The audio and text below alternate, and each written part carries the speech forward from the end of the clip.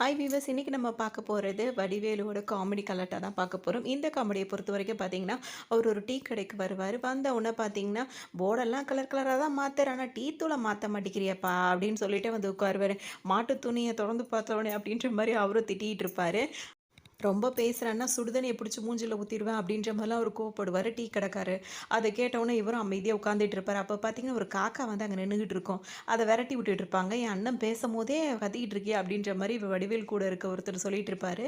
அந்த டைமில் காக்கா வந்து காக்கா போயிடும். போன உடனே பார்த்தீங்கன்னா இப்போ வடிவேல் என்ன சொல்வார்னா, அதை தண்ணி எடுறா அது கழுவலாம் அப்படின்னு சொல்லும்போது, தண்ணியெல்லாம் எடுக்கக்கூடாதுண்ணே, உங்கள் மேலே ஆய்ப்போன அந்த காக்காவை சும்மாவே விடக்கூடாதுண்ணே அப்படின்னு சொல்லிட்டு என்ன பண்ணுவார்னா, ஒரு கல்லை தூக்கி அடிக்கிறேன்னு சொல்லிட்டு அவர் பாட்டுக்கும் அவ்வளோ பெரிய கல் எடுத்து காக்கா மேலே வீசி எறிவார்.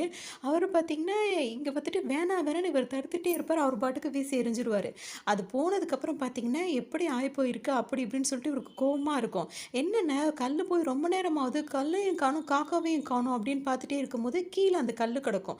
பார்த்தா வந்து அந்த கல் வந்து ரத்தமாக இருக்கவும், அண்ணா இங்கே பாருங்கள் உங்கள் மேலே ஆகிப்போன காக்காவை நான் அடித்து அது வந்து இப்போ இதாக போயிடுச்சு, அதோட ரத்தமே கிடச்சிச்சு அப்படின்ற மாதிரிலாம் சொல்லுவார். ஆனால் அவர் தூக்கி போட்டாலும் அந்த கல் வந்து பார்த்திங்கன்னா வடிவேல் மேலே வந்து விழுந்திருக்கும். அவர் வந்துட்டு திரும்பி இப்படி பார்த்துட்டு இருக்கும்போது, என்னென்ன பெயிண்ட்டை மூஞ்சில் ஊற்றிட்டு நிற்கிறீங்க அப்படின்னு சொல்லி திரும்பி பார்ப்பார். அங்கே ஒருத்தர் பெயிண்ட் அடிச்சிட்டு இருப்பார். அடித்த உடனே உனக்கு எவ்வளோ தைரியம் இருந்தால் எங்கள் அண்ணன் மேலேயே பெயிண்ட்டை கொட்டியிருப்பாரு, நான் ஒன்றும் பண்ணலைங்க அப்படின்னு இவர் சொல்லிட்டு இருப்பார். அவர் நின்றுக்கிட்டு இருக்க ஏணியை பிடிச்சி ஆட்டி விட்டோன்னா அவர் வந்து அப்படியே வந்து கீழே விழுந்துருவார். வடிவேல் எவ்வளோ இப்படி தடுப்பாருடே, அவன் ஒன்றும் செய்யலடா சொல்ல சுத்தமாக ஒரு காதலே வாங்க மாட்டார்.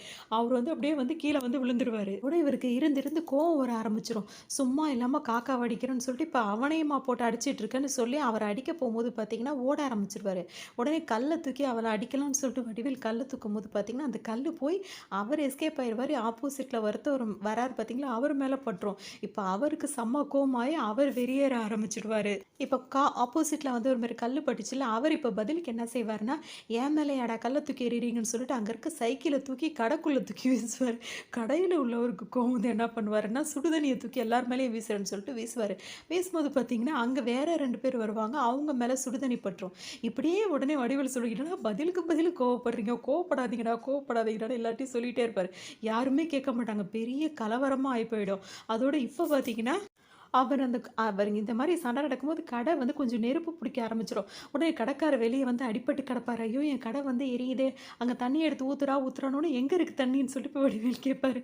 அந்த கேனில் இருக்குடா அதை எடுத்து ஊற்றுறானோன்னா அந்த கேனை திறந்து ஊற்றும் போது பார்த்தீங்கன்னா இன்னும் கொஞ்சம் பற்றிக்கிட்டு எரியும். என்னடா இன்னும் கொஞ்சம் பற்றிக்கிட்டு எரியுதுன்னு கேட்கும்போது அது மண்ணெண்ணடா அப்படின்னு சொன்னோன்னே, ஏன்டா ரெண்டுத்தையும் ஒரே கேனில் வச்சுருக்க அப்படின்னு சொல்லிட்டு அந்த கேனை உள்ளுக்குள்ளேயே தூக்கி போட்டுட்டு ஓடிடுவார். வெளியே போடாமல் கடைக்குள்ளேயே மிச்சத்தையும் உள்ளே தூக்கி போட்டு ஓடிடுவார். அந்த கடையே அங்கே வந்து அப்படியே காலியாக போயிடும். அப்புறம் போய் அங்கே மறைஞ்சு நின்றுட்டு வந்து அவர் தனக்கு தானே பேசிப்பார். இத்தினோடு காக்கா ஆய் போனதுக்கு போர்க்களம் டீ கடையாக இருந்ததும் போர்க்களமாக மாற்றிட்டீங்களடா, இப்படி பதிலுக்கு பதில் கோவப்படுறீங்களடா அப்படின்னு சொல்லிட்டு ரொம்பவே ஃபீல் பண்ணுவார். இந்த காமெடி முடிஞ்ச கையோடைய பார்த்தீங்கன்னா, இப்போ அடுத்த காமெடியில் பார்த்தீங்கன்னா, இப்போ அவர் நடந்து வந்துக்கிட்டு இருப்பார். கீழே வந்து ஒரு ஃபோன் கிடைக்கும். எடுக்கலாமா வேணாமா அப்படின்னு சொல்லிட்டு யோசிப்பார். வேணாம் போயிடுவோம், திடீர்னு வெடிச்சிட போகுது அப்படின்ற மாதிரிலாம் யோசிச்சுட்டே இருப்பார். அப்புறம் கரெக்டாக ஹிந்தி பாட்டை அடிக்கும். அந்த ரிங்டோனாக ஹிந்தி பாட்டு அடிக்கும். என்ன ஹிந்தி பாட்டெல்லாம் ஓடுது அப்படின்னு சொல்லிட்டு டக்குன்னு ஃபோன் எடுத்து காதில் வச்சோன்னு பார்த்தீங்கன்னா, அங்கே ஒருத்தர் வந்து சிங்கமுத்து இருக்கார்ல, அவர் தான் வந்து லேடி கட்டை போட்டிருப்பார். போட்டுட்டு அவர் தான் ஃபோனில் பேசுவார். ஒரு ஃபோனை எடுத்த உடனே அப்படின்னு சொல்லி ஒரு மாதிரி சிரிப்பார் பாருங்க. நீ சிரிக்கிறது ரொம்ப அழகாக இருக்கேன்ற மாதிரி இவரும் பேச ஆரம்பிச்சிடுவார். அதோட இது இது நீ யாருமான்னு கேட்கும்போது, நீங்கள் வச்சுருக்கீங்களே உங்கள் கையில் இருக்கே அது என்னது அப்படின்ற மாதிரி சொல்லுவாங்க. ஏன் அப்புறம் ஏன் இங்கே வந்துச்சுன்னு கேட்கும்போது, நீங்கள் எடுக்கணும்னு தான் நான் போட்டேன் அப்படின்ற மாதிரி சொல்லுவாங்க. அப்படியா அப்படி இப்படின்னு கேட்டோன்னே, இப்போ அந்த ஃபோனு வந்துட்டு இந்த மாதிரி பேசிகிட்டே இருப்பாங்க. உனக்கு ஒன்றுமே தெரியல அப்படி இப்படின்னு சொல்லிட்டு இஷ்டத்துக்கு பேசிட்டு, சரி நல்லா அழகாக பேசுகிறேன், நம்ம 2 பேரும் சந்திக்கலாமா அப்படின்னு சொல்லிட்டு கேட்பாரு. வெறும் சந்திச்சுட்டு மட்டும் தான் போவியான்ற மாதிரி அவங்க கேட்பாங்க. சரி சரி எங்கே சந்திக்கலாம்னு சொல்லுன்றவுடனே இந்த மாதிரி ஒரு இடத்த சொல்லி அங்கே தான் புதர் இருக்குன்னு சொல்லுவாங்க. என்னது புதருக்குள்ளேயான்னு கேட்கும்போது, ஆமாம் புதருக்குள்ளே தானே நம்ம அப்படி உட்காந்துக்க முடியும் அப்படி இப்படின்னு சொல்லிட்டு அவர் பேசுவார். சரி சரி நான் வந்துடுறேன் நீயும் வந்துரு அப்படின்னு சொல்லிட்டு அந்த மாதிரி அழகாக சிரிச்சுட்டு அவங்களும் ஃபோனை கட் பண்ணிவிடுவாங்க. மறுநாள் பார்த்தீங்கன்னா, இப்ப அவங்க வர்றதுக்கு முன்னாடியே பார்த்தீங்கன்னா, இப்ப இவரு போய் மெனக்கெட்டு அங்க அவங்களுக்காக அவ்வளோ நேரம் வெயிட் பண்ணி பார்த்துட்டு இருப்பாரு. ஆனா, அவங்க அன்னைக்கு வரமாட்டாங்க. இதுல அவருக்கு ஒரு பெரிய ஏமாற்றமாவே ஆயிடும். இப்ப அடுத்த காமெடி சூர்யா கூட வந்துட்டு சேர்ந்து நடிச்சிருப்பார்ல, அந்த படத்துல சூர்யா டபுள் ஆக்ஷனா இருப்பாங்கல்ல, அந்த படத்துல பார்த்தீங்கன்னா, இப்ப வந்துட்டு அந்த கோர்ட்டுக்கு சீனுக்கு வந்திருப்பாங்க. அங்க வெளில வாசல்ல நின்னுட்டு இருக்கும்போது பார்த்தீங்கன்னா, அவரு வக்கீல் வந்து கேட்பாரு, "இந்த மாதிரி எல்லாம் பண்றீங்களே, அ வந்து வர வர வழியில வந்துட்டு அந்த வில்லனுங்க வந்தானுங்கன்னா என்ன பண்ணுவீங்க?" அப்படி இப்படின்னு சொல்லிட்டு கேட்டுட்டே இருப்பாரு. அதெல்லாம் நாங்க பார்த்துப்போம். அப்படி நீயே ஆள கூப்பிட்டு பணத்த குடுத்து ரெடி பண்ணிருவ போலயே! அப்படின்ற மாரிலாம் அவரு சொல்லிட்டே இருப்பாரு. சரி, இப்ப நீங்க வந்துகிட்டு இருக்கீங்க. அவங்க வர வழியில வந்துட்டு இந்த மாரிலாம் உங்கள மடக்கி பிரச்சனை பண்ணா என்ன பண்ணுவீங்க? ஏன்னா எந்த ஆயுதமும் எடுத்துட்டு போக்கூடாதுன்றது ரூல்ஸ் அப்படின்னோனே, அப்படியா? இங்க வா அப்படின்னு சொல்லிட்டு இப்ப வடிவேலு வக்கீல கூட்டிட்டு போவாரு. கூட்டிட்டு போய் அந்த டிக்கி கார் டிக்கி ஓப்பன் பண்ணி காட்டும்போது பார்த்தீங்கன்னா, இது என்னன்னு கேட்கும்போது, எல்லாம் சோடா பாட்டிலு அப்படின்னு சொல்லும்போது, உனக்கு தான்யா இது சோடா பாட்டிலு. பிரச்சனைன்னு வந்துட்டா இது எல்லாத்தையும் வாயில ஊத்திட்டு சோடா பாட்டில விட்டு அடிப்போம் அப்படின்னு சொல்லிட்டு சொல்லுவாரு. உடனே அவரு பயந்தே போயிடுவாரு. அடுத்தது டார்ச் லைட் எடுப்பாரு. இது என்னன்னு கேட்பாரு. டார்ச் லைட்டு அப்படின்னு சொல்லுவாரு. உனக்கு தான் இது டார்ச் லைட்டு. எங்கள பொறுத்தவரைக்கும் இது டார்ச்சர் லைட் அப்படின்னு சொல்லிட்டு அந்த ஒரு உள்ள வந்துட்டு வேற ஒரு வெப்பன் இருக்கும். அந்த மாதிரி ஒவ்வொன்னா பார்த்து இப்படி அதாவது அந்த பாட்டில் சோடா பாட்டிலுக்குள்ள என்ன பண்ணுவாங்கன்னா, கையிலயே கிழிச்சு, திரிச்சு அத விட்டுட்டு அடிப்பாங்களாம். அப்படி ஆகுமா? அந்த மாரிலாம் சொன்னோனே அவரு ஒரு மாதிரி ஆயிடுவாரு. அடுத்தது இங்க வந்துட்டே இருக்கும்போதே பார்த்தீங்கன்னா, இப்ப அவர் கடைய அடிச்சு விட்டார்ல டீ கடைய. அவர் வந்துருவாரு. இவர் வந்து இப்போ ரூ. 1,50,000 கையில வச்சிருக்காரு. ஒரு வேலை விஷயமா வச்சிருக்காரு. அதுக்காக இவங்க 2 பேரும் இப்ப வந்து என் பணத்த குடு அப்படின்னோனே, உனக்கே நான் பணம் குடுக்கணும் அப்படின்னு சொல்லி இப்ப வடிவேலு கேட்பாரு. அன்னைக்கு என் கடைக்கு வந்து நீ தானே என் கடைய அந்த மாரி ஆக்கி விட்ட. அதனால எனக்கு பணத்த குடுன்னு சொல்லி கேட்கும்போது, மண்ணெண்ணெய் கேன்ல வந்து அதாவது தண்ணியும் மண்ணெண்ணையும் ஒண்ணா வச்சது உன் தப்பு. நீ சொன்னது தான் நான் செஞ்சேன். அதனால பணம்லாம் குடுக்க முடியாது அப்படின்னு சொல்லிட்டே இருக்கும்போது, இவங்க 2 பேருக்குள்ள வாக்குவாதம் ஆயிடும். உன்ன நான் அந்த மாரி பண்றேன், இந்த மாரி பண்றேன் 2 பேரும் பேசிட்டே இருக்கும்போது பார்த்தீங்கன்னா, திடீர்னு ஒருத்தர் வருவாரு. வண்டிய ஸ்டாண்ட் போட்டு நிப்பாட்டி வச்சுட்டு, இவங்க 2 பேரும் பேசுறத சுத்தி சுத்தி ஜூம் பண்ணி வீடியோ எடுத்துட்டு இருப்பாரு. அவங்க 2 பேரும் பார்த்துட்டே இருக்கும்போது, வடிவேலு கொஞ்ச நேரம் அமைதியா இருறான்னு அவன சொல்லிட்டு, சார் நீங்க யாரு? என்ன பண்ணிட்டு இருக்கீங்க?" அப்படின்னோனே, "இப்ப பிசினஸ்லாம் சரியா போறதில்ல. இதுதான் ஓடிட்டு இருக்கு. அதான் பண்ணிட்டு இருக்கேன்னுவாரு. "என்ன பிசினஸ்?" அப்படின்னு சொல்லிட்டு அவரு கேட்கும்போது, அதாவது இந்த மாரி தப்பு தவறுகள்லாம் நடக்குதுல்ல, இதெல்லாம் அவங்களா வாயில குடுக்குற வாக்குமூலத்தெல்லாம் வந்து ரெக்கார்ட் பண்ணி போலீஸ்ட்ட குடுத்தோம்னா, நம்மளுக்கு ஒரு அமௌண்ட் தருவாங்கன்னோனே, இப்ப என்ன நடந்துச்சுன்னோனே, இப்ப நீங்க தான் இப்ப சொன்னீங்கல்ல, அது எல்லாத்தையும் ரெக்கார்ட் பண்ணிட்டேன்னோனே, நான் தான் அவன எதுவும் பண்ண மாட்டேனே அப்படின்னு சொல்லிட்டு இப்ப வடிவேலு சொல்லுவாரு. நீ பண்ணாட்டி என்ன? நான் ஒரு ஆள வச்சு பண்ண வைப்பேன். அத நீ தான் செஞ்சேன்றத நீ தான் வாக்குமூலம் குடுத்துட்டியா? அத கொண்டு போய் போலீஸ்ல குடுப்ப. அவங்க எனக்கு ரூ. 1,00,000 பணம் குடுப்பாங்கன்னோனே, என்னடா இது பகல் கொள்ளையா இருக்கு அப்படின்ற மாரி சொல்லுவாரு. அதோட பார்த்தீங்கன்னா, சரி இதெல்லாம் வேணாடா அது ரொம்ப தப்புன்னோன அவரு ஒத்துக்கவே மாட்டாரு. அப்ப அந்த ரூ. 1,00,000 குடுங்க, இந்த ஃபோன உங்கள்ட்டயே குடுத்துர்றேன்ற மாரி அவர் சொல்வாரு. அதோட அந்த டீ கடைக்காரர் இருக்கார்ல, அவர் கூட சேர்ந்துப்பாரு. எனக்கு ஒரு ரூ. 50,000 வாங்கி குடுங்க, உங்களுக்கு ரூ. 10,000 தரேன்னு சொல்லிடுவாரு. அப்பனா எனக்கு 1,50,000 குடு அப்படின்ற மாரி அவர் சொல்லுவாரு. என்னடா இது அநியாயம் பண்ணிட்டு இருக்கீங்க அப்படின்ன உடனே அவங்க அந்த அமௌண்ட்ட நீ குடுத்துட்டீன்னா, நாங்க போலீஸ்ட்ட போமாட்டோம்னு பார்த்தீங்கன்னா, அந்த ஃபோன வாங்குறதுக்காக பார்த்தீங்கன்னா, இவர் கையில வச்சிருந்த 1,50,000 குடுத்துட்டு அந்த ஃபோன வாங்கிக்குவாரு. ரூ. 2,000 ஃபோன வாங்குறதுக்கு 1,50,000 செலவு பண்ண ஆளு நானா தான் இருப்பேன்ற மாரி ரொம்ப சலிச்சுப்பாரு. வரும்போதே இப்ப வடிவேலு வந்து ஸ்டார்ட்டிங்ல கேட்பாரு. மண்ணெண்ணெயும் தண்ணியும் ஒண்ணா வச்சிருக்கேன்னு சொல்லிட்டு கேட்கும்போது, அதுக்கு அவர் என்ன சொல்வாருன்னா, இங்க கூட தான் பெட்ரோலையும், டீசலையும் ஒண்ணா வச்சிருக்காங்க அப்படின்ற மாரிலாம் சொல்லி சமாளிச்சுப்பாரு. அதெல்லாம் ரொம்பவே நல்லாருக்கும். இப்ப அடுத்து பார்த்தீங்கன்னா, இப்ப வடிவேல் ரொம்ப சீரியஸா வந்துட்டு அந்த ஷார்ப் பண்ணிட்டுருப்பாரு. அவரோட வெப்பன வந்து ரொம்ப ஷார்ப் பண்ணிட்டுருப்பாரு. "எதுக்கு இதெல்லாம் பண்ணிட்டுருக்கேன்னு?" கேட்கும்போது, "முக்கியமான ஒரு வேலை வந்துருச்சு. அவனுங்கள சும்மா விடக்கூடாது." அப்படின்ற மாரிலாம் பேசிட்டுருப்பாரு. இதோட இவருக்கு வந்து சம்பளத்த வந்து ஒரு ஒரு ரூ. 10 10,000ங்கிற பாருங்க ரூ. 10 வந்து அதிகரிச்சிருப்பாரு.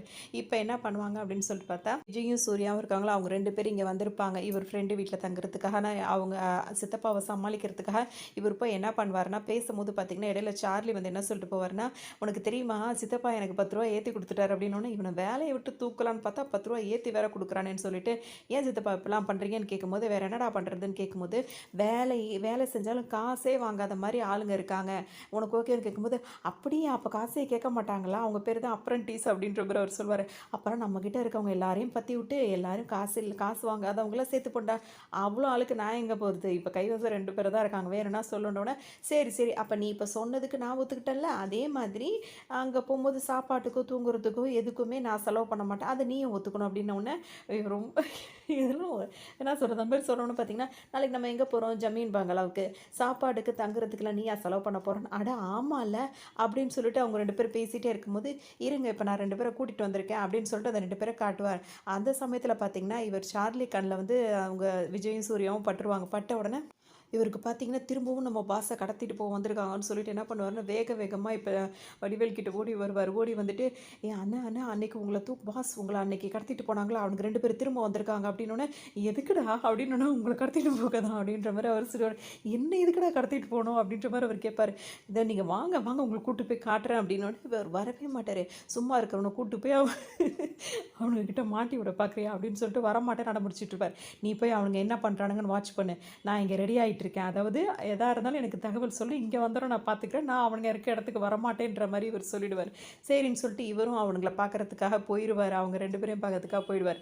அந்த டைமில் தான் இப்போ இவர் இருக்கார்ல, அவரோட சித்தப்பா அண்ணன் பையன் அவர் வந்துட்டு இவங்க 2 பேரையும் கூட்டிகிட்டு வருவார். பர்மிஷன் கேட்டேன் வாங்கடா அப்படின்னு சொல்லிட்டு கூப்பிட்டு வரும்போது பார்த்தீங்கன்னா, இவர் அருவாள் இன்னும் கொஞ்சம் ஷார்ட் பண்ணிகிட்டு இருப்பார். பார்த்தோன்னே பார்த்தீங்கன்னா, இது தோளில் தான் டச் பண்ணுவாங்க. டச் பண்ண உடனேயே பார்த்தீங்கன்னா, இவருக்கு அப்படியே பயந்துருவார். பயந்துட்ட உடனே இவனுங்க தான் நான் 2 பேரோட நான் சொன்ன அந்த 2 பேர் அப்ரெண்டிஸ்ன்னு சொன்னோனே, திரும்பி பார்த்தா யாருமே இருக்க மாட்டாங்க. அவங்க 2 பேரும் பயந்து அதுக்குள்ள ஓடி போயிருப்பாங்க.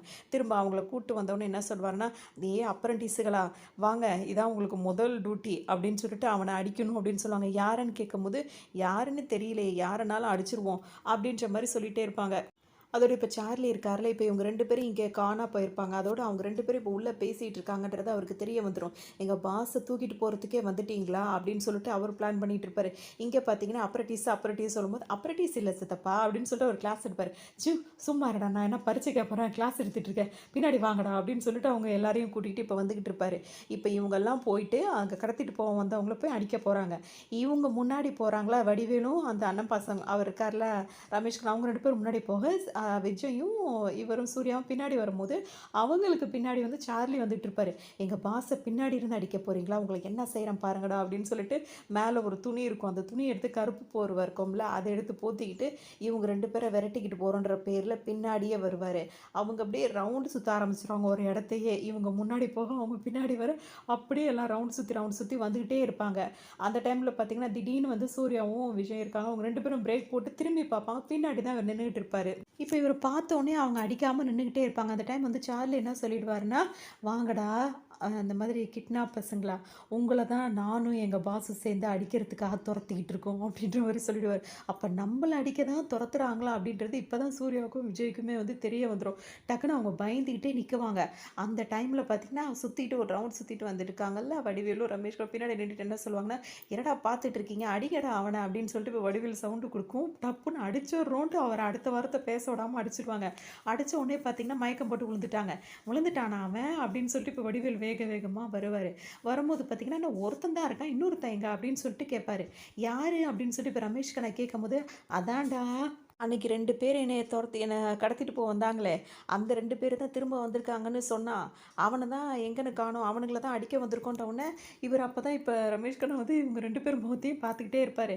அதோட சரி இப்ப முகத்த பார்ப்போம் அவன அப்படின்னு சொல்லிட்டு இப்ப ஓப்பன் பண்ணி பார்க்கும்போது பார்த்தீங்கன்னா, சார்லி இருப்பாரு. "இவன எதுக்கு அத அடிச்சீங்க?" அப்படின்னு சொல்லி கேட்கும்போது, "நீங்க தான் அடிக்க சொன்னீங்கன்னோனே" சரி அவங்களுக்கும் தெரியும் அதுல புதுசா வேலைக்கு சேர்ந்திருக்காங்க அப்படின்னு சொல்லிட்டு, சரி அவர எழுப்புவோம்ன்னு சொல்லிட்டு எழுப்பும்போது பார்த்தீங்கன்னா, அவர் கண் முழிச்சோனே எதுவும் உளறிடுவாரோன்னு 2 பேரும் பயந்துட்டே இருப்பாங்க. அந்த டைம் அவர் என்ன சொல்வாருன்னா, "நான் யாரு?" அப்படின்னோனே, "நீ கிச்சினமூர்த்தி. நான் உன் பாஸு நேசமணி" அப்படி இப்படின்னு சொல்லிட்டு அவர் வடிவேலு சொல்லிட்டு இருப்பாரு. "அப்படியா? இவர் யாரு? உங்க ஒய்ஃபா?" அப்படின்னு சொல்லிட்டு ரமேஷ் கண்ணா இருக்காங்கல்ல, அவர பார்த்து கேட்பாரு. "என்னது ஒய்ஃபா?" அப்படின்னோனே, அதுக்கப்புறம் இவங்க 2 பேரையும் பார்த்துட்டு, "இவங்க 2 பேர் யாரு?" அப்படின்னு சொல்லி கேட்பாரு. அதோட தான் இவங்க 2 பேருக்கு நிம்மதியா இருக்கும். இப்ப இவருக்கு எல்லாமே மறந்து போயிடும். இதுலேருந்து இவங்க 2 பேர் வந்தது, கொண்டதெல்லாம் அவருக்கு தலையில அடிபட்டதுனால, இதுக்கு முன்னாடி நடந்த விஷயங்கள் எல்லாமே மறந்து போயிரும். இங்க வேலை பார்க்குறத நெனச்சு வேலை மட்டும் பார்த்துட்டு இருப்பாரு. அதான் சூர்யாவுக்கும், விஜய்க்கும், ரமேஷ் கண்ணா இருக்காங்க. அவங்க எல்லாருக்குமே தெரிய வரும். இவங்க 2 பேர தான் அவரு பார்த்துட்டு போய் சொல்லியிருக்காரு. அவர அடிக்கிறதுக்கு தான் இப்ப இவரு ஆள கூட்டு மாறிடுச்சுன்னு. சரி என்னவோ சித்தப்பாக்கு விஷயம் தெரியல அப்படின்னு சொல்லிட்டு இப்ப இங்கேயே இருக்கலான்ற மாரி அவங்க 2 பேரும் பிளான் பண்ணிடுவாங்க. இதுக்கு அடுத்த காமெடி பார்த்தீங்கன்னா, இப்ப நம்ம வடிவேல் வந்துட்டுருப்பாரு. அங்க பார்த்தீங்கன்னா மாடு அடக்குற போட்டி நடந்துகிட்டு இருக்கும். அப்படி நடந்துட்டு இருக்கும்போது பார்த்தீங்கன்னா, இப்ப இவரு உள்ள வரும்போது, "படையப்பா, படையப்பான்னு" பாட்டு இருக்குல்ல, அந்த படை ஓடிக்கிட்டே இருக்கும். கூட இருக்க எல்லாருமே "படையப்பா, படையப்பான்றத" மட்டும் சொல்லிக்கிட்டே வருவாங்க. அந்த மாரி ஒரு நல்ல ஒரு கெத்தா இறங்குவாரு. ஆனா, அவர் சண்டைக்கெல்லாம் வரல. உள்ள வந்தோனே பார்த்தீங்கன்னா, இப்ப நம்ம மாட அழைக்க வந்துட்டாரு, அப்படி இப்படின்ற மாரி இவருக்கு பயங்கரமா ஏத்தி விட்டுருவாங்க. "என்னடா நான் எப்படா சொன்னேன் அதெல்லாம்?" அப்படின்ற மாரி அவர் யோசிச்சுட்டே இருக்கும்போது, இவங்க 2 பேரும் என்ன பண்ணுவாங்கன்னா, பார்த்தீங்கன்னா, அவர் போய் உள்ளே போய் அந்த வளையத்துக்குள்ளே உழுவுற மாரி பண்ணி விட்டுருவாய்ங்க. பண்ண உடனே பார்த்தீங்கன்னா, ஏன்னா இவருக்கு இவ்வளோ பில்டப் குடுக்குறது அவங்களுக்கு பிடிக்காம இருக்கும். சரின்னு சொல்லிட்டு இவர் நிமிர்ந்து பார்க்கறதுக்குள்ள பார்த்தீங்கன்னா, உள்ள அந்த மைதானத்துக்குள்ள போய் விழுந்து கிடப்பாரு. கண்ணு முழிச்சு பார்த்தவர் என்ன செய்வாருன்னா, "என்னடா இது புதுசா எப்ப பார்த்தாலும் என்ன மாட்டி விடுறீங்க? எவன் பார்த்த வேலைடா இது?" அப்படின்ற மாரிலாம் கேட்டுட்டு உட்கார்ந்துருப்பாரு. உடனே அங்க இருக்கவங்களும் என்ன சொல்லுவாங்கன்னா, "போங்கண்ணே, உங்களுக்கெல்லாம் இதெல்லாம் சாதாரண விஷயம்ண்ணே" அப்படி இப்படின்னு சொல்லிட்டு சொல்லவும், இவருக்கு இப்ப எப்படி சமாளிக்கிறதுன்னே தெரியாது. அப்படியே முழிச்சுட்டு நிக்கும்போது பார்த்தீங்கன்னா, மாடு வேற பயங்கரமா அப்ப முட்டை வந்துகிட்டு இருக்கும். இவரு முட்டை வர்றத பார்த்தோன்னா, அவங்களுக்கெல்லாம் எல்லாருக்குமே அவ்ளோ சந்தோஷமா இருக்கும். டக்குனு இவரு என்ன பண்ணுவாருன்னா, அவரோட சட்டை இருக்குல்ல, சட்டைய கழட்டிடுவாரு. கழட்டினோனே பார்த்தீங்கன்னா, உள்ள டீ ஷர்ட் போட்டிருப்பாரு. அதில பார்த்தீங்கன்னா, சிங்க படம் போட்டிருக்கும். சிங்கத்த பார்த்த உடனே அப்படியே இப்படி கை காலெல்லாம் இப்படி இது பண்ணி சிங்கமே வர மாரி மாட பயமுறுத்துவாரு. அந்த சிங்கம் போஸ்டர பார்த்தோன்னே பார்த்தீங்கன்னா, மாடு ரொம்பவே பயந்து மிரண்டு போயிடும். என்ன பண்ணும்னா, டக்குன்னு அங்கேருந்து ஓட ஆரம்பிச்சுரும். இப்போ ஓடுன உடனே பார்த்தீங்களாடா, இதெல்லாம் நான் இப்பலாம் எங்க வந்தாலும் பிளானோட தான்டா நான் வர்றது அப்படின்ற மாரிலாம் பேசிக்கிட்டு, அந்த பக்கம் திரும்பி நின்னு எல்லார்ட்டயும் வீர உரை ஆற்றிட்டு இருப்பாரு. இவரு பேசிட்டே இருக்கும்போதே பார்த்தீங்கன்னா, பின்னாடியே வந்த மாடு வேக வேகமா வந்து என்ன செய்யும்னா, அவர டமால்னு முட்டி விட்டுரும். அப்படியே அங்கேருந்து ஜம்ப் அடிச்சு போய் விழுந்துருவாரு.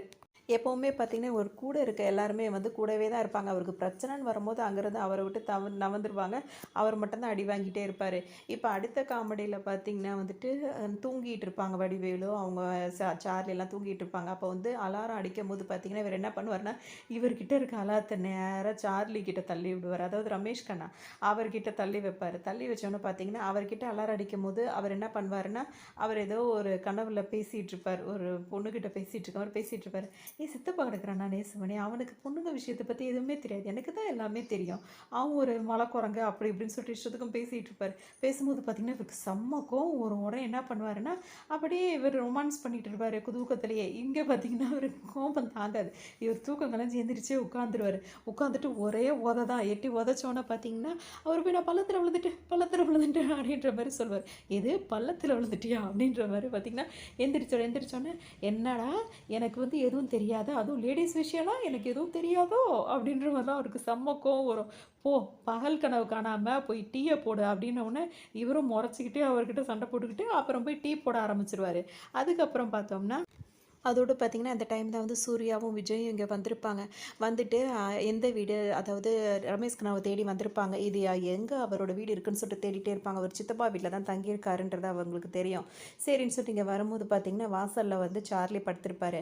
அவர் வந்துட்டு அவங்க சித்தப்பா பேர சொல்லி கேட்கவும், அவரா உள்ள தூங்கிட்டு இருக்காரு அப்படின்னு சொல்லிட்டு சொல்லிருவாங்க. சொன்ன உடனே இவங்க 2 பேரும் உள்ள வருவாங்க. உள்ள வரும்போது பார்த்தீங்கன்னா, ரமேஷ் கண்ணா உள்ள டீ போட்டுட்டு இருப்பாரு. இவங்க வந்துட்டு என்ன பண்ணுவாங்கன்னா, இவர வந்து சித்தப்பா சார்லி வந்து சித்தப்பான்னு நெனச்சுப்பாங்க. உடனே உள்ள வந்து பார்க்கும்போது அவர் நல்லா அசந்து தூங்கவும், எழுப்பலான்னோனே, "எழுப்பலாம் வேண்டாம். அப்படியே தூக்கிட்டு போவோன்னு" சொல்லிட்டு கட்டிலோட தூக்கிட்டு வந்துருவாங்க. இது வந்து தெரியாது. இவரு டீ போட்டு முடிச்சுட்டு, "டீ ரெடி" அப்படின்னு சொல்லிட்டு வெளிய வரும்போது பார்த்தீங்கன்னா, இப்ப சார்லி முழிச்சு பிரஷ் பண்ணிட்டு இருப்பாரு. பண்ணிட்டு இருக்கும்போது, "சித்தப்பாக்கு என்னாச்சு?" அப்படின்னு சொல்லிட்டு கேட்டுட்டே "எங்க சித்தப்பா?" அப்படின்னு சொல்லிட்டு இப்ப ரமேஷ் கண்ணா கேட்பாரு. உடனே இவரு என்ன சொல்வாருன்னா, "ஓ! அவரு தான அது. அவர ஏன் கட்டிலோட தூக்கிட்டு போறாங்க? நான் நீன்னு நெனச்சேன். அவருக்கு என்ன உடம்பு சரியில்லையா?" அப்படின்னு சொல்லி கேட்கும்போது, "என்னது கட்டிலோட தூக்கிட்டு போறாங்களா?" அப்படின்னு சொல்லிட்டு, "சரி வா நான் போய் என்னன்னு பார்க்குறேன். நீ ஆளுங்கள கூட்டிட்டு வா" அப்படின்னு சொல்லிட்டு இப்ப ரமேஷ்க்கு நான் சொல்லிட்டு இங்க இவர தேடிக்கிட்டே வருவாரு. வர வழியில பார்த்தீங்கன்னா வந்துட்டு, இப்ப விஜய் வந்து சூர்யா கிட்ட என்ன சொல்லுவாருன்னா, "நீ போயிட்டு அவன்கிட்ட பேசிக்கிட்டு இரு. அதாவது சித்தப்பா கிட்ட பேசி நல்லா விசாரிச்சுக்கிட்டு இரு. நான் இவன குளிப்பாட்டி கூட்டு வரணும்." "என்னது குளிப்பாட்டி கூட்டு வர போறியா?" அப்படின்னாரு. ஏன்னா விஜய்க்கு இவர் மேல இப்ப கோவம் இருக்கு. இவரு வேல பார்த்துட்டு வந்திருக்காருன்னு சொல்லிட்டு. அதுக்காக இவர கவனிக்கிறதுக்காக தான் இவர இப்ப அடிக்கிறதுக்காக தான் அவர் பிளான் பண்ணியிருப்பாரு. இத சூர்யாட்ட கூட அவர் ஷேர் பண்ணிக்க மாட்டாரு. "நீ போய் சித்தப்பாட்ட பேசுறோன்னு" சூர்யாவும் அங்க போயிட்டு அவர் பேக்லாம் வாங்கிட்டு இப்ப கிளம்பும்போது பார்த்தீங்கன்னா, வர வழியில ரமேஷ் கண்ணாவ பார்ப்பாங்க. பார்க்கும்போது பார்த்தீங்கன்னா, "நீ என்ன இங்க இருக்க? அப்ப நாங்க தூக்கிட்டு வந்தது யாரு?" அப்படின்னு சொல்லிட்டு இப்ப சூர்யா கேட்பாரு. அப்ப 2 பேரும் வேக வேகமா வருவாங்க. அதுக்குள்ள இப்ப விஜய் என்ன செய்வாருன்னா, வடிவேலோட மூஞ்சில வந்து அந்த பெட்ஷீட்ட போட்டு மூடி ஒரு மரத்துக்கு 2 ஒரு மரம் 2ஆ பிரிஞ்சிருக்கும்ல, அதுக்குள்ள நடுவுல அவர சொருகி, அவர் கழுத்து போய் உள்ள மாட்டுற அளவுக்கு சொருகி போட்டு அடி அடின்னு முன்னாடியும் பின்னாடியும் போட்டு சாத்தி எடுப்பாரு. இந்த டைம் தான் இவங்க 2 பேருமே பார்த்துக்கிட்டு, "நீ என்ன இங்க? நீ என்ன இங்க?" அப்படின்ற மாரி பார்த்துட்டு, அப்ப அது யாருன்ற மாரி தான் வருவாங்க. அப்ப இவங்க 2 பேருக்குமே தெரியாது அதுக்குள்ள இருக்கிறது சித்தப்பா அப்படின்னு சொல்லிட்டு. இப்ப இங்க வந்து பார்க்கும்போது பார்த்தீங்கன்னா, அவர் கோவம் தீர போட்டு அடி அடின்னு போட்டு அடிச்சுக்கிட்டு இருப்பாரு. ரமேஷ் கண்ணா நெனச்சுக்கிட்டு அவங்க சித்தப்பாவ போட்டு அடிச்சிட்டு இருப்பாரு விஜய். இத பார்த்தோனே இப்ப என்ன பண்ணுவாருன்னா, இவருங்க போய் தடுக்கும்போது பார்த்தீங்கன்னா, அவரையும் எட்டி எட்டி விஜய் உதைப்பாரு.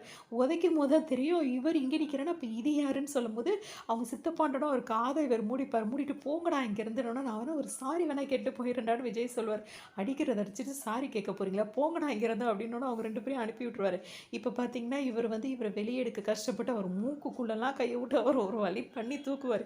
தூக்குனோன்னே பார்த்தீங்கன்னா, அதுக்குள்ளே கரெக்டாக சார்லி எல்லாரையும் ஆளெல்லாம் கூட்டிகிட்டு வந்துருவாரு.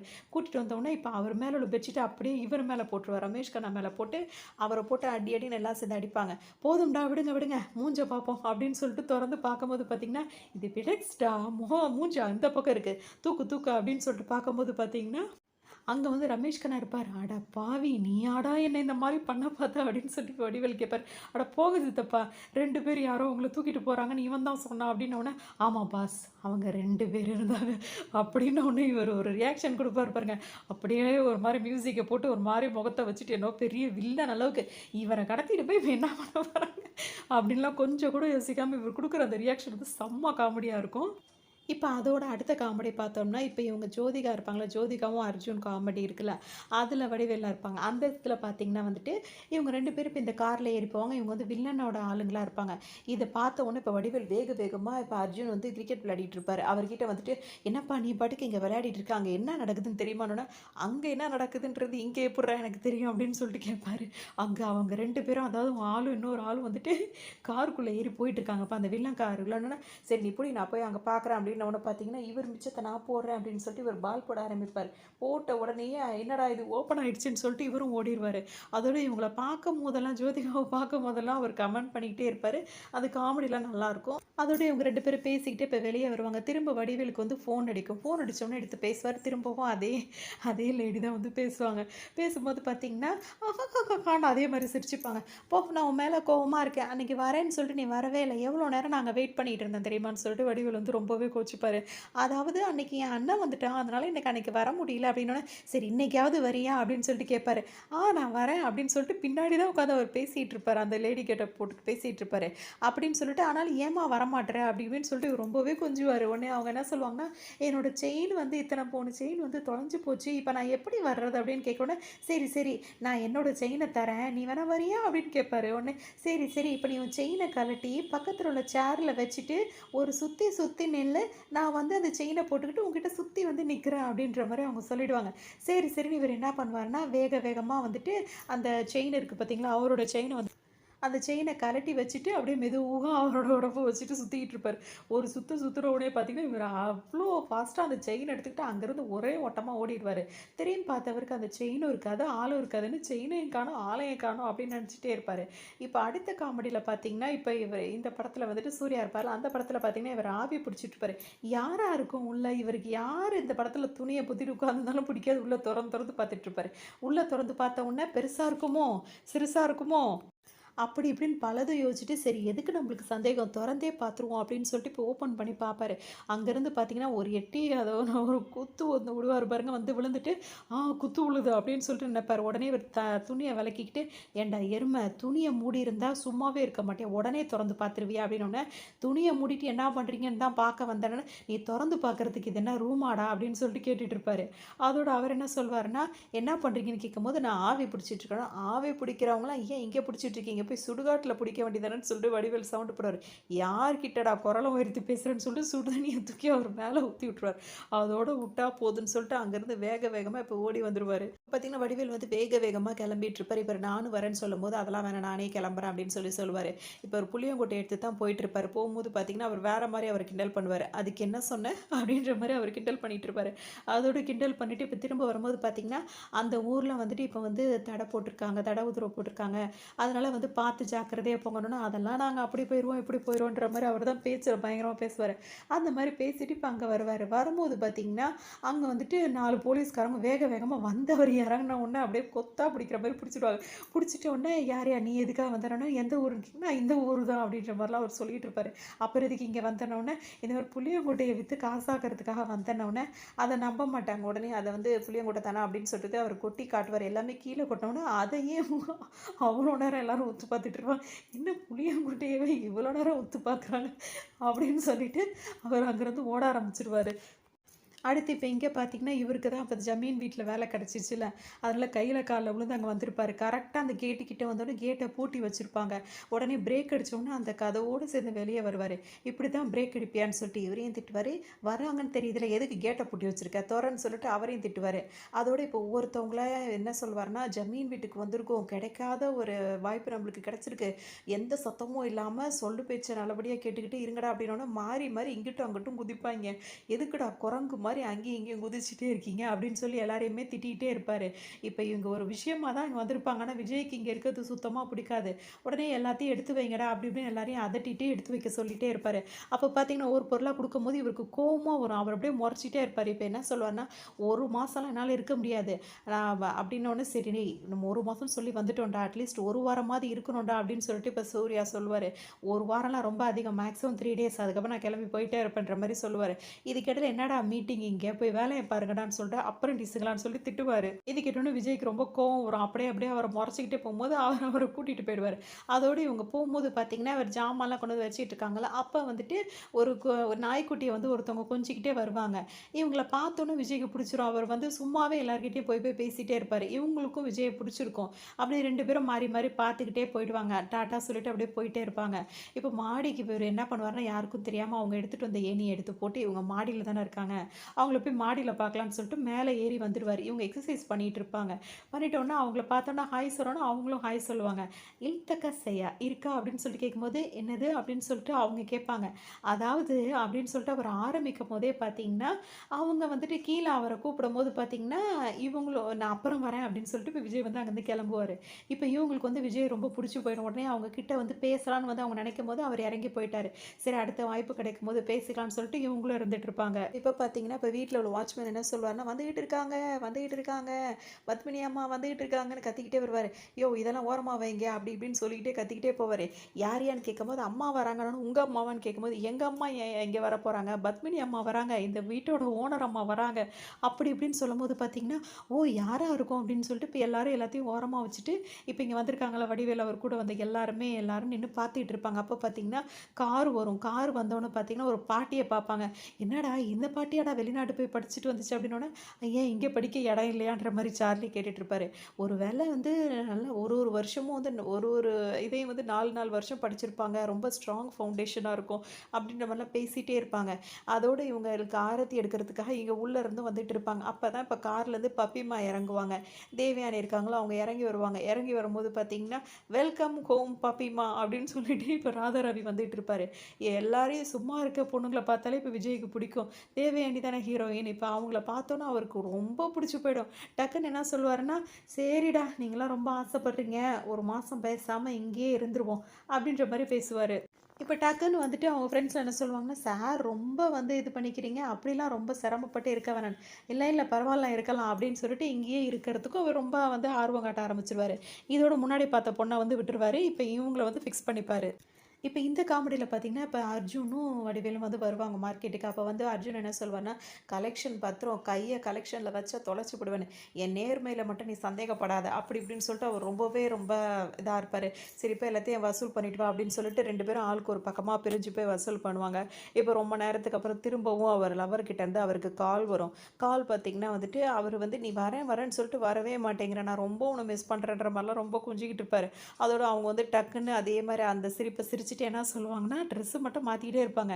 அதோட என்ன சொல்லுவாங்கன்னா, 9ஆம் கிளாஸ் படிக்கிற 9 பசங்க அதாவது டியூஷன் எடுத்துக்கிட்டு இருந்தா 9 மணிக்கு போல.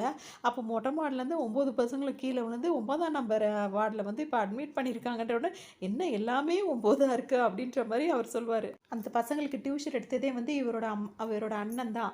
அவர் இப்படி சொன்ன உடனே, "இப்ப ரூ. 9,000 தேவைப்படுதுன்னு டாக்டர் சொல்லிட்டாங்க." அப்படின்னு சொல்லும்போது, உடனே இவர் வடிவேலு என்ன சொல்வாருன்னா, "என்கிட்ட என்னோட சொந்த காசு ரூ. 9,000 இருக்கு. அத வேணா குடுக்குறேன். நீ வேணா வச்சுக்கோ." அப்படின்ற மாரிலாம் சொல்லுவாரு. "சரி அப்ப அந்த ஹாஸ்பிட்டலுக்கு வந்துருங்க." அப்படின்ற மாரிலாம் இவங்க சொல்லுவாங்க.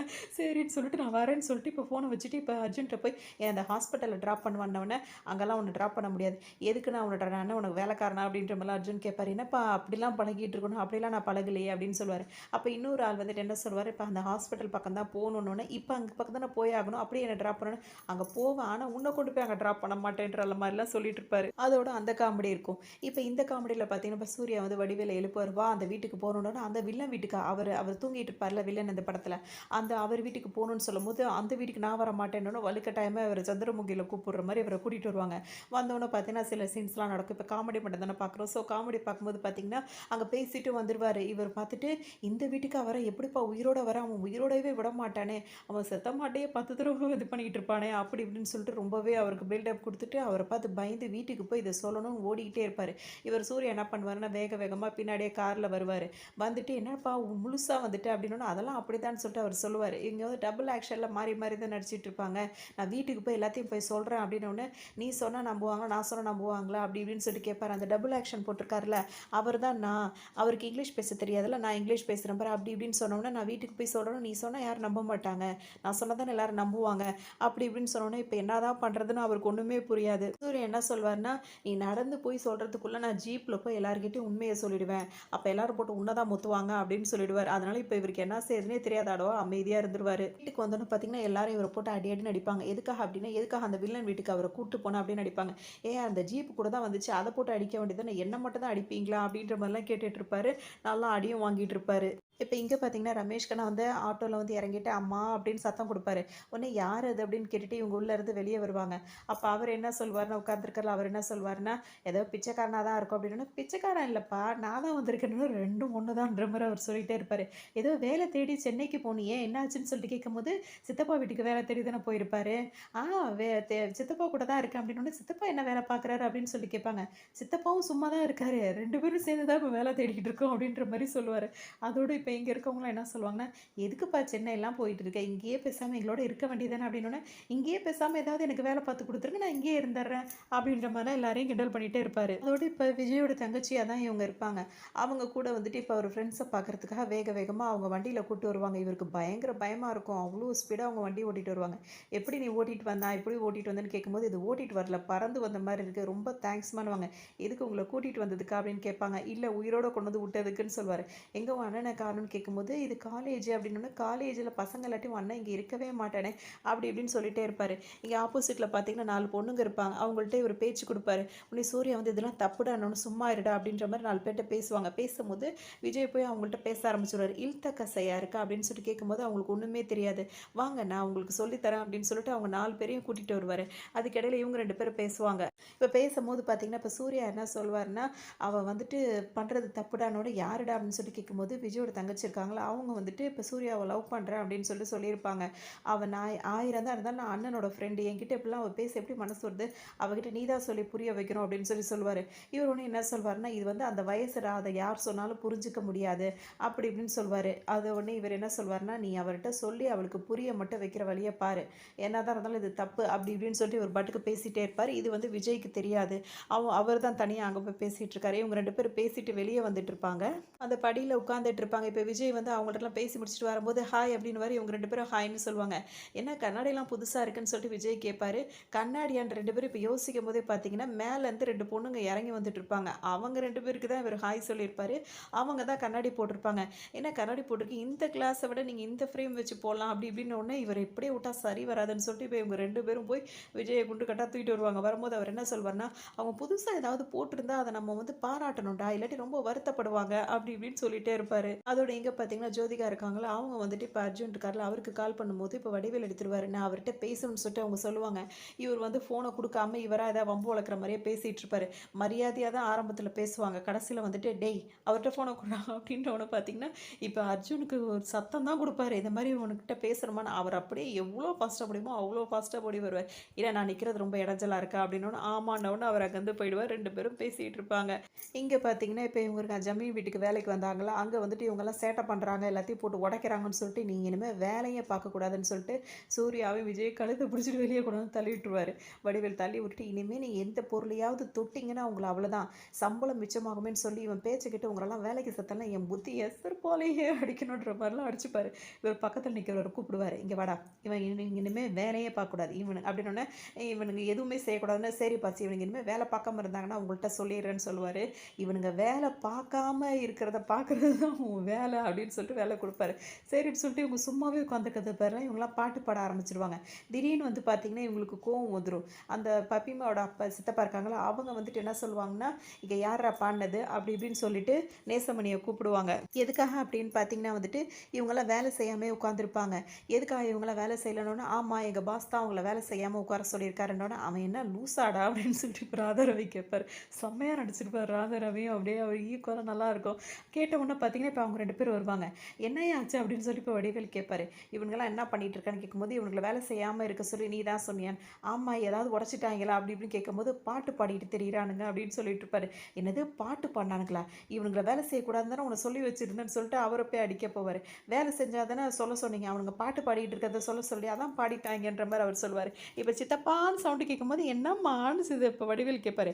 என்ன கூப்பிட்டான்றோன்னு இவர் ராதாரவி போய் பேசும்போது பார்த்தீங்கன்னா இப்போ தேவயானி என்ன சொல்லுவாங்கன்னா, இப்போ யார் பாடினது அப்படின்னு சொல்லி கேட்கும்போது, இந்த வேலை செய்கிற பசங்க தான் பாடிட்டாங்க, உனக்கு தொந்தரவாக இருந்தால் அதெல்லாம் இனிமேல் பாட மாட்டாங்கம்மா அப்படின்னு சொல்லவுன்னே அடுத்து இங்கே பார்த்தீங்கன்னா அர்ஜுன் இருக்கார்ல அவரும் வடிவேலும் வந்துட்டு இருப்பாங்க. வரும்போது பார்த்தீங்கன்னா இப்போ வடிவேல் என்ன பண்ணுவார்னா ரொம்ப கோவப்படுவார். இது என்னையா ஒரு இதில் இது இல்லை அது இல்லை அப்படின்னு சொல்லிட்டு அவ்வளோ குறை சொல்வார். உடனே இப்போ அர்ஜுன் என்ன கேட்பாருன்னா, நீ பிறந்த ஊரில் ரேடியோ இருந்துச்சுன்னு கேட்பாரு. அதெல்லாம் இல்லை அப்படின்னு. அப்போ ரேடியோ கூட இல்லாத ஊரில் நீ அப்போ பிறந்துட்டு இப்போ நீ இவ்வளோ பேசுறியா அப்படின்னு சொல்லிட்டு அவர் கிண்டல் பண்ணிட்டு இருப்பார் அவரை. அதோட அவர் என்ன சொல்வார்னா, அப்போ அறியாத வயசு இப்போ வாலிப வயசு இப்போ எல்லாம் தேவைப்படும்ல அப்படின்னோடனே அப்படியே கையை பிடிச்சி முறிக்க ஆரம்பிச்சிருவார். இதோடு இப்போ இவங்க 2 பேரும் இப்படி பேசிகிட்டே இருக்கும்போதே பார்த்தீங்கன்னா இப்போ ஜோதிகா வந்து அவங்க ஃப்ரெண்டோட அங்கே ஆப்போசிட்டில் நின்றுட்டு இருப்பாங்க. அவங்கள பார்த்தோன்னே இவங்க 2 பேரும் வந்துட்டு அப்படியே பார்க்க ஆரம்பிச்சிருவாங்க. அர்ஜுனுக்கு வச்சக்கன்னு வாங்காமல் பார்த்துக்கிட்டே இருப்பார் அந்த படத்தில் ஜோதிகாவை. அப்போ உடனே ஜோதிகா அங்கே வந்துட்டு என்ன சொல்லுவாங்கன்னா, அங்கே 2 பேர் நிற்கிறாங்களே இப்போ நம்ம போனால் பேசுவாங்க பாரு அப்படின்னு சொல்லுவாங்க. அது பக்கத்தில் நிற்கிறதுல அது மலைக்குரங்கு அப்படின்ற மாதிரி இப்போ வடிவேலை பயங்கரமாக திட்டிகிட்டே இருப்பாங்க. அது மட்டும் இல்லாமல் வேறு வேறு வார்த்தையெல்லாம் இஷ்டத்துக்கு போட்டு திட்டிகிட்டே இருப்பாங்க. இதெல்லாமே புரிஞ்சுட்டு இப்போ நம்ம போனால் வருவாங்க பாரு அப்படின்னு சொல்லிட்டு இப்போ இங்கே வந்து நிற்பாங்க. 2 பேரும் வந்துடுவாங்க. அதோட இப்போ அர்ஜுன் என்ன சொல்வார்னா, இவனை பார்த்தா மலைக்குரங்கு மாதிரி இருக்கா, அது 1000 தான் உண்மையாக இருந்தாலும் அது எப்படி நீ சொல்லலாம் அப்படின்னு சொல்லிட்டு கேட்பாரு. அதே மாதிரி இவன் முகம் வந்து கரிசட்டி மாதிரி இருக்கா அப்படி இப்படின்னு இஷ்டத்துக்கும் அவங்க சொன்னது எல்லாத்தையும் அவங்க வாயை சுத்தத்தில் வச்சு அவங்க என்னெல்லாம் பேசினாங்களோ அது எல்லாத்தையுமே அர்ஜுன் கண்டுபிடிப்பார். இவங்களுக்கு இப்போ ஜோதிகாக்கு என்ன செய்யுதுன்னே தெரியாது. அந்த டைமில் என்ன சொல்லுவாங்கன்னா, எப்படி கண்டுபிடிச்சுன்னு எனக்கு எல்லாமே உன்னை பற்றி தெரியும், என்ன தெரியும் அப்படி இப்படின்னு கேட்கும்போது, உங்களுக்கு அங்கே மச்சம் இருக்கா அப்படின்னா, இங்கே மச்சம் இருக்கா அது எப்படி உனக்கு தெரியும்னு அவங்க கேட்பாங்க. இவங்களுக்கு இங்கே மச்சம் இருக்கா அப்படின்னு சொல்லிட்டு ஊர் ஃபுல்லாக அவங்க வந்து அர்ஜுன் வந்து பரப்பிட்டு இருப்பார். உடனே வடிவேல் வருவார். இவங்கிட்ட தெரிகிற மாதிரி ஏம்மா இந்த மாதிரி நடந்துக்கிட்ட, அந்த அக்கா மேட்ரு பேக்கரி மேட்ரையே அவன் எப்படி சொல்லிட்டான் தெரியுமா அப்படின்னு சொல்லி சொல்லுவாங்க. உடனே ஜோதி கேட்பாங்க, எந்த அக்கா மேட்ரு அப்படின்னு சொல்லிட்டு கேட்கும்போது, கணபதி ஐயர் கணபதி ஐயர்னு சொல்லிட்டு ஒருத்தர் இருந்தார். அவர்கிட்ட எங்கள் அக்கா காமாட்சின்னு சொல்லிட்டு ஆரம்பிக்கும் போதே அவர் வந்து அர்ஜுன் வந்து அவர் கூப்பிட்டு போக ஆரம்பிச்சிருவார். அந்த விஷயத்தையே அவன் யார்கிட்டையும் விடாமல் எல்லாத்தையும் சொல்லிட்டு இருந்தாம்மா, இவனுக்கிட்ட போய் தெரிகிற மாதிரி பண்ணிட்டியம்மா, இனிமேல் அவ்வளோதான்ற மாதிரி அவங்க சொல்லிகிட்டே இருப்பாங்க. இங்கே பார்த்தீங்கன்னா பஸ் ஸ்டாண்டில் 3 பசங்க நின்றுட்டு இருப்பாங்க, 3 பொண்ணுங்க நிற்கும்போது பார்த்தீங்கன்னா இப்போ விஜய் பார்த்தோன்னா அவர் இழுத்தக்க செய்ய வேலையை ஆரம்பிச்சிடுவார். உடனே வந்துட்டு சூர்யா வந்து இதெல்லாம் தப்புடான்னொன்னே இப்போ ரமேஷ்கர் என்ன சொல்லுவார், நீ வேணா அப்படி இரு நாங்கள்லாம் இப்படி தான் அப்படின்ற மாதிரி பேசும்போது, நீ போய் பேசுகிறா அப்படின்னு சொல்லிட்டு என்கரேஜ் பண்ணுவார். இப்போ விஜய் வந்து இவங்கள்ட்ட பேசலாம் அப்படின்னு சொல்லிட்டு இப்போ இங்கே வரும்போது பார்த்தீங்கன்னா கிட்டே போயிடுவார். பேசும்போது இழுத்தக்க செய்யா இருக்கான்னு கேட்கும்போது, அப்படின்னா என்ன அப்படின்னு சொல்லிட்டு அந்த பொண்ணுங்க கேட்பாங்க. அப்போனே விஜய் சொல்வார், காதல் ஆசை அப்படியே திருப்பி போட்டு பாருங்க, எனக்கு காதல் ஆசை இருக்குது, உங்களுக்கு காதல் ஆசை இருக்கா அப்படின்னு சொல்லிட்டு கேட்பாங்க.